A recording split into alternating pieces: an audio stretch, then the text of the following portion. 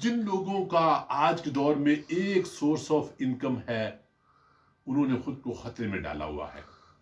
موجودہ دور میں جس تیزی سے مہنگائی بڑھ رہی ہے اس تیزی سے ہماری انکم نہیں بڑھتی، اور ساری عمر ایک ہی سورس آف انکم پہ، ایک ہی چھوٹی سیلری پہ گزارا کرتے رہنا خطرے سے خالی نہیں ہے۔ اور ہر روز کا ڈر کہ کہیں میری یہ جاب نہ چلی جائے، کہیں یہ میرے سورس آف انکم نہ بند ہو جائے۔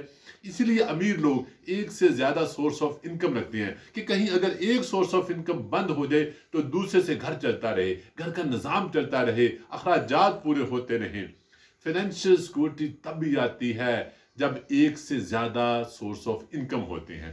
کرنا کیا ہے؟ اس لیے آپ کو اور مجھے بھی آنے والے مہنگائی کے اور طوفان سے جو مستقبل میں آنے والا ہے اس سے بچنے کے لیے آج ہی دوسرا سورس آف انکم سوچنا ہوگا، فیصلہ لینا ہوگا اور شروع کرنا ہوگا۔ اور اگر کوئی کہے کہ اس کے پاس وقت نہیں تو اس کی خام خیالی ہے۔